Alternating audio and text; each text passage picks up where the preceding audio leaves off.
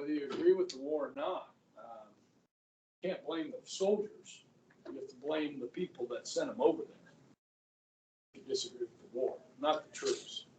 Okay, but be that as it may, it was the 60s, and people in the 60s were sometimes stupid. Okay, so we'll make up for it, hopefully. Okay, so guys, where we left off, Poland had been invaded, right? I told you that story about how the Soviets came in first, and then the Nazis came in. Remember that? September 1st, 1939. Okay. So guys, for the next 6 months, there's going to be no war in Europe. It's going to be called the phony war. Okay. So by the end of September, early October, Poland is defeated.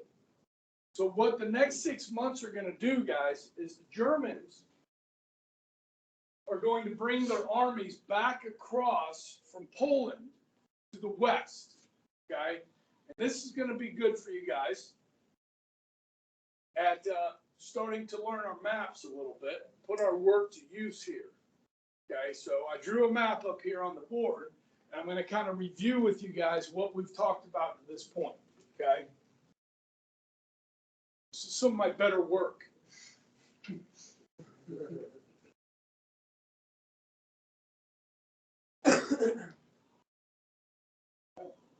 Okay? Yeah? How long did it take you? 2 minutes? All right. So, can you orient yourself here? What's this right here? This is Great Britain, right? And this body of water between Britain and France is what? The English Channel. Okay? So, what's the capital of United Kingdom? Britain, England, London, okay? Okay, I kind of gave it away. Across the English Channel, we have what? This is France. And the capital is Paris. All right, here we go.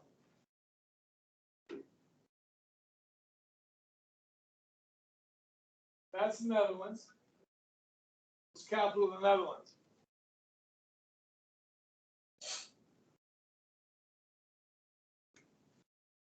That's that place you can go in Europe where all drugs are legal. Amsterdam. See? Oh. Okay. So next door starts with a B. Belgium. Belgium. Oh, look at there, baby. Let's go. And then the capital of Belgium also starts with a B.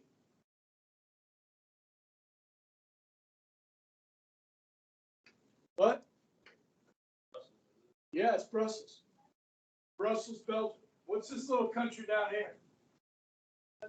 Luxembourg. Good. All right. So let's keep going east.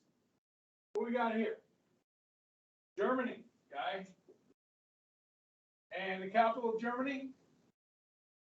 Berlin. Okay. What's this one, the little thing sticking down? Norway. Norway. Capital? Oslo. Okay. What's this up here? No, that's Sweden's next door up here. This one comes up off of Germany. Starts with a D. Denmark. Capital?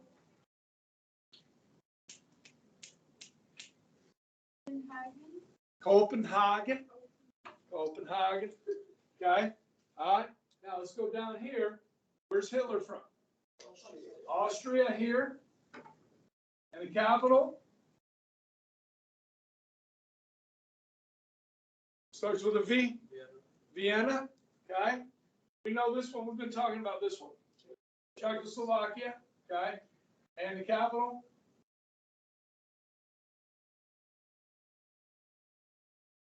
Prague. All right. Well, we're here next. We're just invaded, right? Poland. The capital is Warsaw. All right. And then we come over here. Mother Russia. Soviet Union. Capital Moscow. All right, good, right?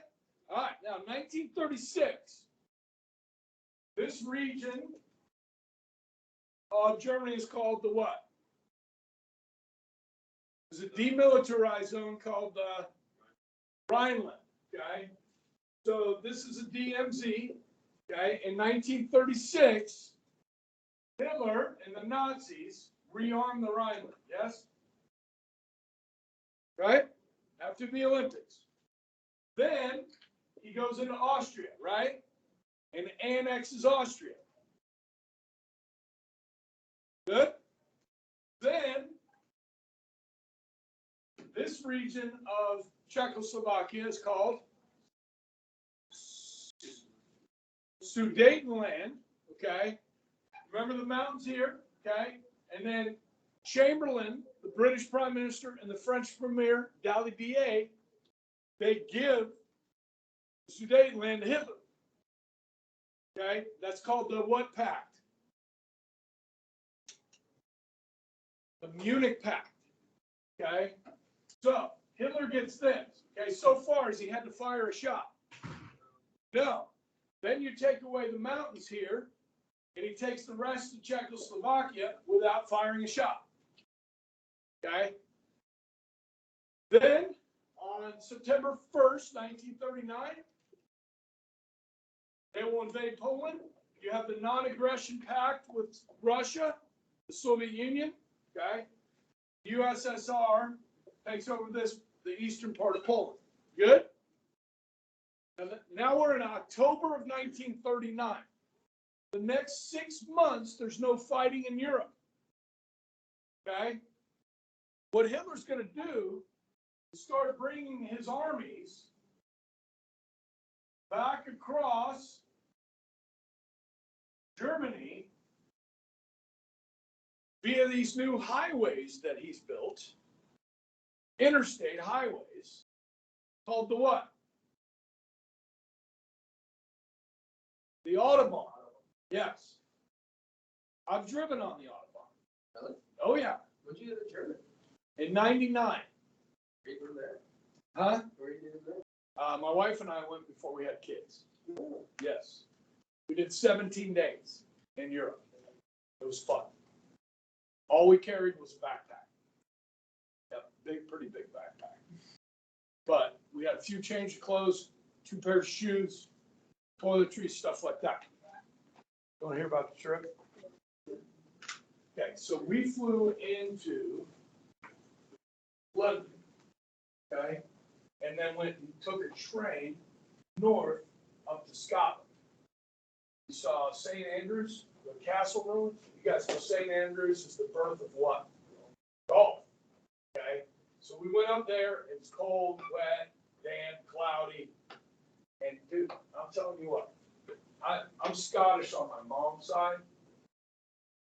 These people, they speak English, but you can't understand what they're saying. I mean, these Scots, I mean, it's so strong of an accent, okay? I was talking to this guy like at a train station, and I don't know, I was asking about something, and he was telling me Sterling, but he said it like Stalin. Sterling, like Stalin. I'm like, Stalin? Joseph Stalin? No, he said Sterling. I'm like, okay. Whatever. You know how when you talk to somebody you can't understand, you shake your hand like you know what they're saying? Yeah. So then we took a train back around this side of England to a place called Bath, where they had the Romans had baths, like warm water baths, like springs, warm water springs. That was pretty cool because you had some Roman like architecture and some Roman ruins there and stuff that were pretty neat. And then we took a ferry across the English Channel, like a boat that carries cars across. Took about 6 hours, and we ended up in Normandy, France. I'm a history teacher. So where did I want to go? I wanted to go to the D-Day beaches of Normandy. Okay, and so when we get to that, in 1944, I'll have pictures that I took while I was there, okay, at the cemetery and on the beaches, okay, which was awesome. Now, I don't like France, and I don't like the French. because the French don't like Americans, okay? And they're rude. They're like mean people. I didn't meet one nice person while we were there. We spent a day and a half in Normandy, which is rural. It's like small town. And they're still rude, okay? And then we went to Paris. Now, I know Paris is the city of love and all that. No. We went to the Champs-Elysees, which is that main road. They have the Arc de Triomphe. I'll show you pictures of that. And then we saw the Eiffel Tower from a distance, took a picture of it, had dinner, and then got the hell out of Paris. Got on a night train and went to Munich. Okay, so we did this. Yeah. So we were. Oh, what's that? What just happened? Did I end that? Was Paris nice stuff? Like, was it as hyped up as everyone hyped it to be? It's kind of a cool city. The food was good. So we flew in here, went up here, went over here, took a ferry across here, went to here, and then took a train, night train to Munich. How far are these countries apart from each other? They're right next to each other. So the trains run day and night. And so like we traveled at night and slept. So you get on in a car that has like beds, bunk beds. So like you can sleep 6 people to a car. So there's one at the bottom, one in the middle, one at the top. Okay. So the further north you are in Europe, the nicer the trains. The further south you go in Europe, the trains are not as nice. Like I'll tell you. No. All right, for the interruption, can you send Manus Miracle to the AC conference room? Okay. Thank you. Football coach. Probably a recruiting thing. Good luck. So then we did like a day and a half in Munich, and we rented a car. This is where we got on the Autobahn, okay? And we drove down into Austria, which was really cool. This was the only day we didn't have planned. Like, we didn't have a hotel set up. We're like, we're just going to wing it, get in the car, drive down to Austria, and check it out. We come across like the ski lodge, like in the wintertime, ski lodge. It's in the mountains, the Alps. And there's like nobody there. It's the summertime. And there's a mountain like behind this where, you know, people ski, but at the top of the mountain, there's some old castle ruins, like from the 1200s. Like, and we hiked up this mountain, and we were in these castle ruins. We had the whole place to ourselves. It was awesome. Took some beautiful pictures over Austria. It was just gorgeous. So that was kind of the highlight, I thought. That was one of the best things. Then we went back to Munich and then took a night train down here to Italy. Okay? And over here is Venice. You guys have all heard of Venice, where they have the floating city, basically. And they have all the canals through there. Amazing. I've been to Italy twice. I've been to Venice twice, but that was the first time.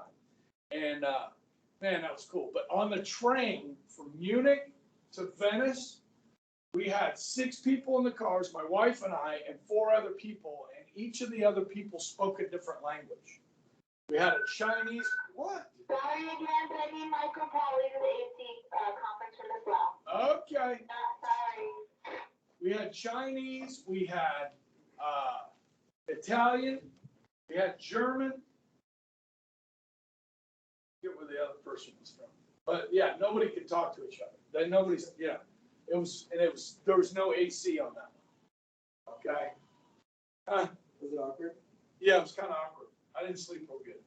And then we went to Florence, and then we went to Rome. And then what did we do? We took a train back to Paris, and then took the Channel, which is the one that goes under, the train that goes under the English Channel and hauls ass like super fast. Yeah. We took that back to London and flew home. And then 3 years ago, we went back just to Rome, or just to Italy. We just did 9 days in Italy. Did Venice, Florence. It was a great trip. Yeah. Have you ever been to Peter, St. Petersburg, Yeah. Russia? Yeah. No. Well, No. sorry, my parents went there and Uh-huh. they brought back so many cool pictures. Okay. So, okay, so it's kind of a sad story. But, in 2020, we had a cruise on a training cruise. Yep. And we were going to go to Petersburg, Yep. St. Petersburg, because my parents went there and they loved it. Yeah. Cool. Yeah, it's a beautiful city up here. It's up in this region. Yeah. Yeah. Well, we got it rescheduled for last summer, but then it had to get canceled again. Yeah. And then we couldn't reschedule it again because theirs quit doing that cruise, just quit doing that route. So then we rescheduled it for a different time. Yeah. So maybe in a couple years we'll go see it. Yeah. One of these days. Yeah. Okay, so for 6 months, no fighting, Hitler brings his army back over here. So let me tell you what happens. Okay, Hitler's basically, the Germans are going to take over 6 countries in about 9 weeks. Okay, including France. So we start with Denmark. So the Germans will go in, and what they're going to do is use something we haven't seen used before. Paratroopers. Guys that jump out of perfectly good airplanes, okay? And what paratroopers are used to do, guys, are to like control certain areas. And really, most of the time, it's things like bridges. Because if you're going to be invaded, what you want to do is have places where you can stop the enemy. And rivers are sometimes those places.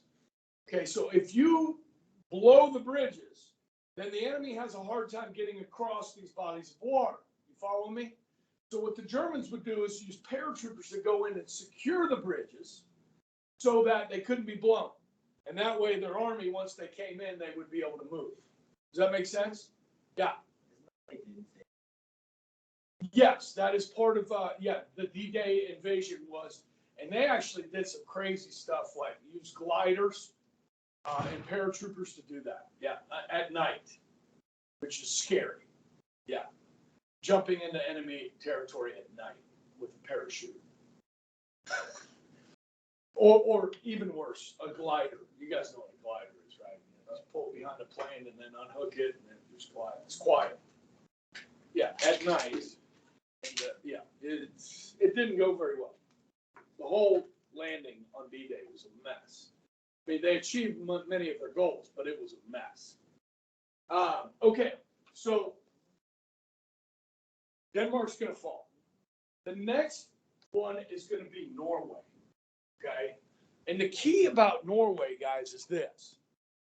If you look at the map of Norway, the west coast has a lot of good ports, and it also has airfields.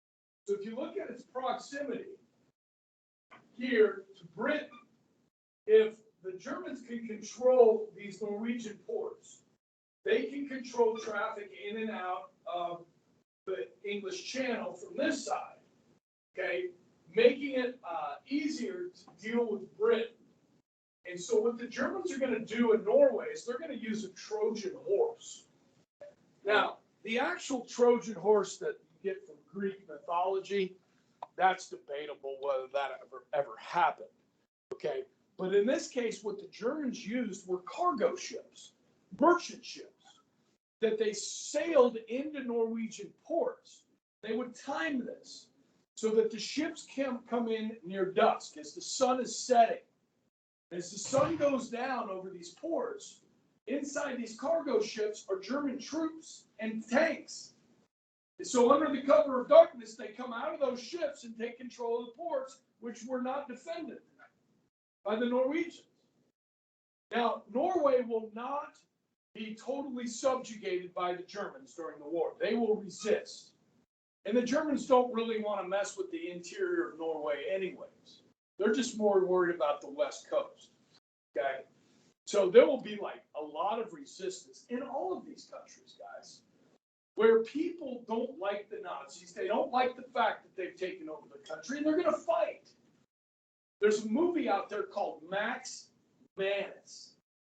where this guy led the resistance in Norway. And what he would do is he would sail across over to Britain, and he would get explosives, dynamite, C4, stuff like that. And then he'd sneak back into these ports, literally using a canoe at night, and attach explosives to these German ships and blow holes in them. These guys were a nuisance to the Germans the whole time through the war, okay? And this guy, Max Manus, I believe, actually survived the end of the war, okay? So there are heroes out there like that in all of these countries, all right? So then Norway, at least the west coast of Norway, will fall to the Germans, all right? Then we go back to history. Time to get out. Okay, we go back in history to World War I. When Germany invaded France in World War I, the German general that led that was a guy named General Schieffen. And so this plan is called the Schieffen Plan. And that is to invade France through the Low Countries of the Netherlands and Belgium. Now, these are both neutral countries. All right, and then in here in southern Belgium, in northern Luxembourg, I put all these dots. What do these dots represent on a map? Trees. This is the Ardennes forest, guys. Okay, and I know we live in Kansas, okay, where there's not a lot of trees. Okay, but guys, this is dense forest. Okay, so like it's dark. You know, they sometimes refer to this as the Black Forest. Okay, it's packed in there, and so it was thought that the Germans, with a mechanized army with tanks and trucks, motorcycles, stuff like that, they wouldn't be able to penetrate that. But have you heard of German engineering? Germans are pretty good at engineering, okay? And German engineers will blow a path through there. They'll build pontoon bridges for the army to move across rivers and streams and mountains, okay? They will break through the Ardennes.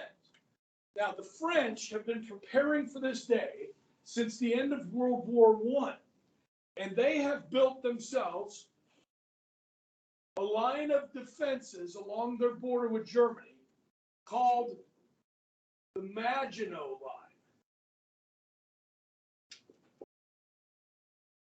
Okay, now this thing's pretty cool. Much of it is built into the earth.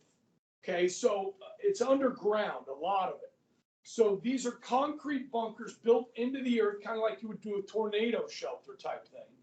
They had turrets that would pop up out of the ground to destroy tanks and stuff like that.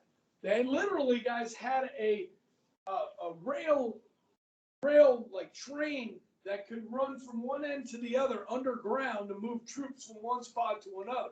Now, it's not a full-size train, but a smaller version like you see at the zoo, something like that, okay, to get troops from one part of the line to the other, okay? The French thought that the Germans could not break through this line, okay? They would, all right? So the Schieffen Plan is what it's called.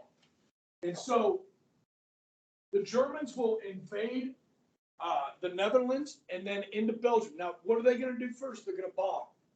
You're going to bomb, okay? What you're doing there is creating refugees, people whose homes are destroyed, villages destroyed, and so forth. These people are going to pack everything they can carry and try and get the hell out of there. Which way are these refugees going to go? They're going to go towards France, or are they going to go back towards Germany? They're going towards France.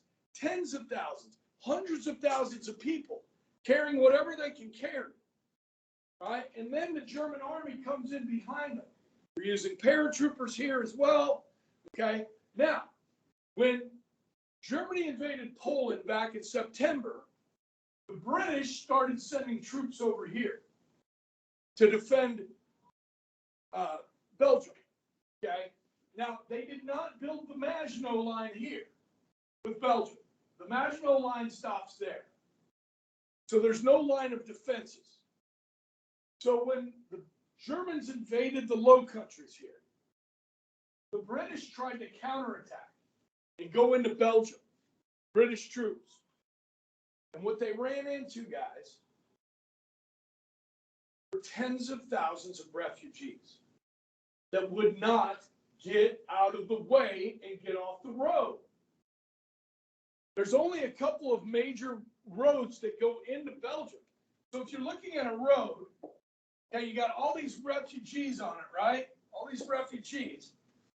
What was happening on their way going west is if they got off the road to move out of the way, German airplanes were coming by and strafing, pushing these people back onto the road. They were training these refugees not to get off the road. So when the British try to come back into Belgium to counterattack, these people won't get out of the way because they're afraid they're going to get killed by German fighter planes. Follow me? That's kind of a nasty tactic, don't you think? To do that to people? Okay, so guys, Blitzkrieg is kicking butt. They're going to break through the Maginot Line. They're going to cut through the Ardennes forest. And what these German troops are going to do is cut to the coast and fan out and take Paris. The British troops in here and the French troops in here are in trouble. This is like 2 weeks, guys. France will fall in 2 weeks. What the Germans couldn't do in 4 years in World War I, they will do in 2 weeks. So the French and British troops caught in France, they start retreating. Where are they going to retreat to? To the sea. They're all going to the coast. And the Germans are on their butt. Now the Germans are moving so fast. This is something that a lot of people don't think about in warfare, and that's logistics, supply lines. The German army's moving so fast, they have to pause for fuel to catch up so they can fuel their tanks and trucks and everything else. That 48-hour period is going to create an opportunity to save about 340,000 British and French troops at a place called what? You guys seen the movie? Dunkirk. Dunkirk. How many of you guys saw that? It's on the coast of France here. Okay? And that's going to be on the next slide. This looks pretty messy, doesn't it? Yeah. 6 countries, 9 weeks. Okay. I don't know if I'll cover Dunkirk today, but I will hit it tomorrow. Okay. It's a great movie. It's a pretty good movie. When I went to see it, because when I heard this movie's coming, I'm like, dude, I teach about that. That's like a really important moment in history. I'm like, I'm excited for this. And I go see the movie. It's good. But I'm like, you know what? If somebody came to the theater to watch this and they didn't know what was going on, they wouldn't understand the movie. So I told my friends, I'm like, hey, if you go see this movie, make sure you read up on what was going on, because they don't explain it. Okay, but it's well done.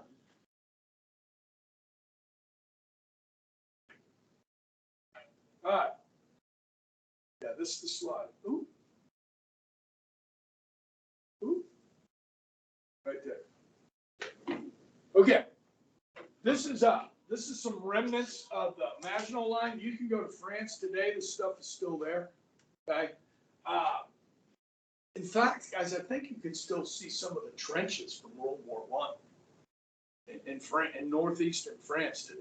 Okay. Now I didn't go that part of France.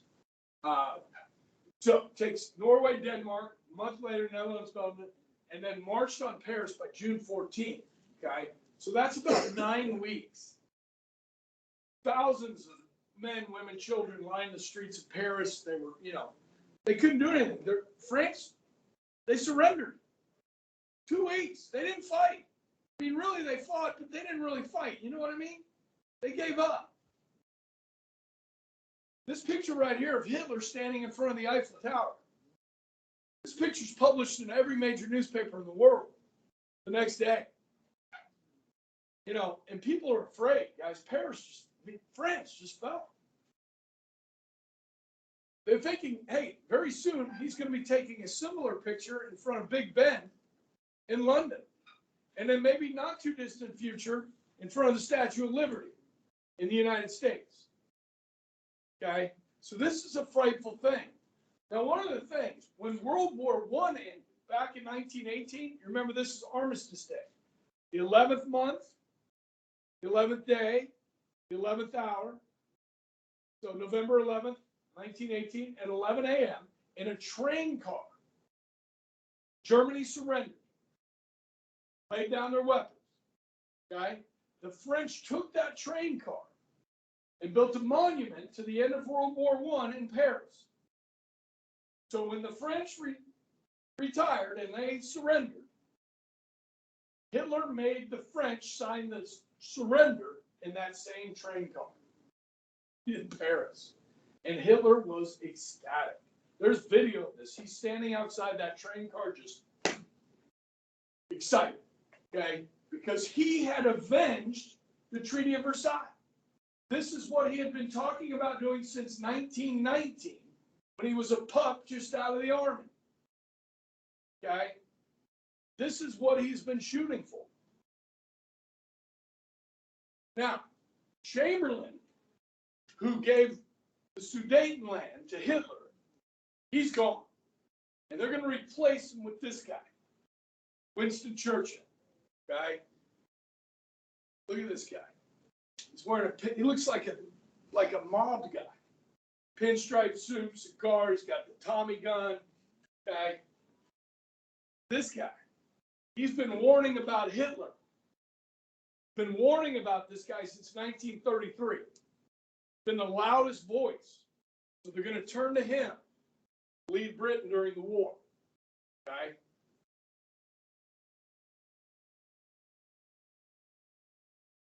Yeah, 20, 25. Okay. Let's hit Dunkirk here. Okay. This is a good picture of some German paratroopers. You can see just how many troops were being dropped into some of these countries. Okay. And then the map that I drew up here. Okay. Here's Dunkirk. Okay. And then this is a good map too. Here's the Ardennes Forest in southern Belgium. Okay. Luxembourg here. Okay, so Germans come through, cut to the coast. Now, the problem with Dunkirk, guys, is there's no real big port there. You can't bring in a bunch of ships, offload men, and take them home.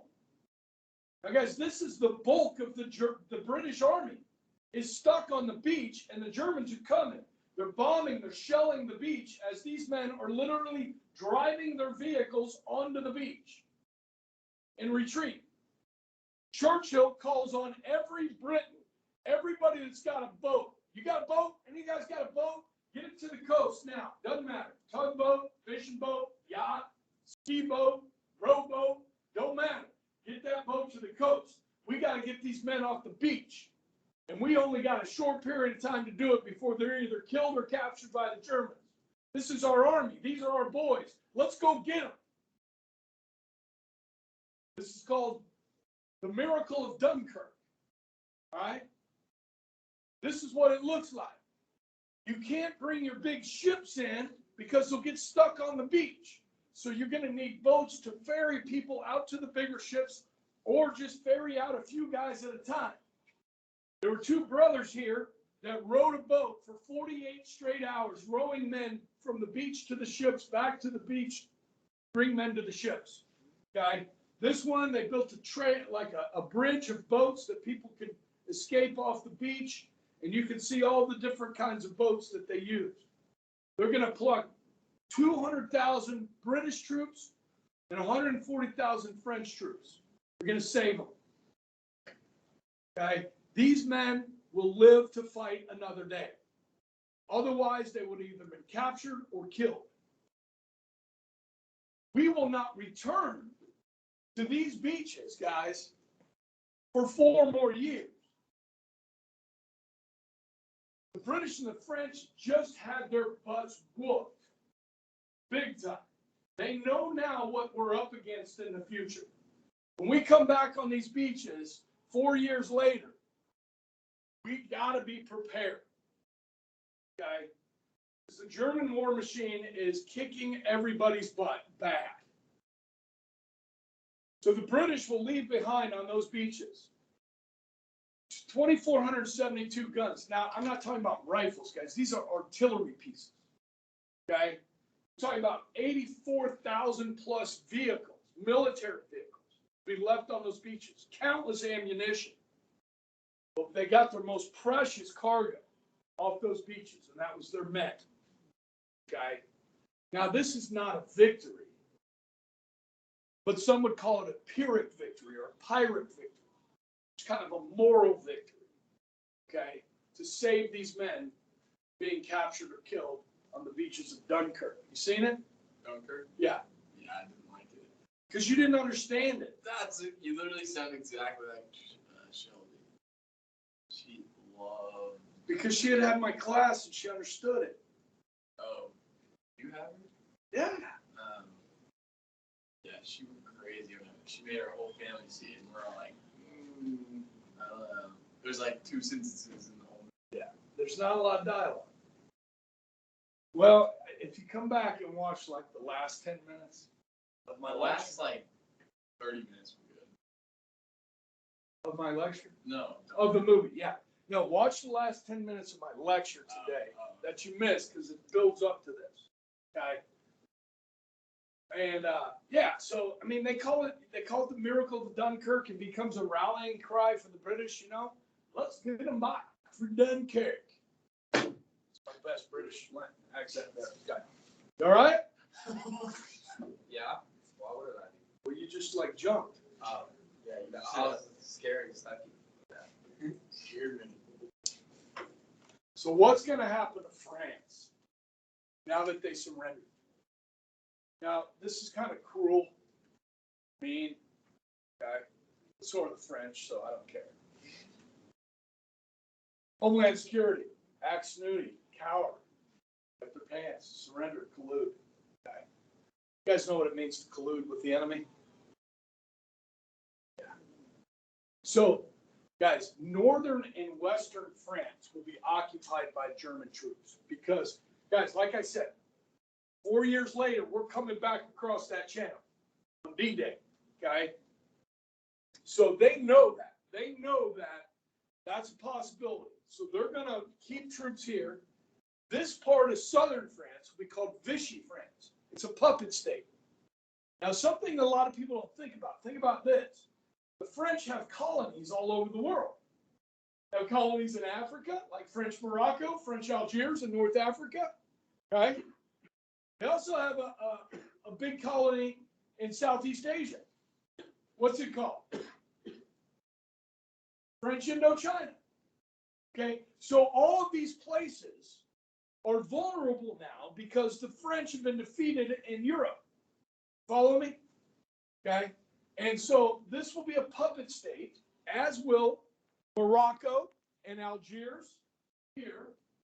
These are controlled by the French, these two African nations.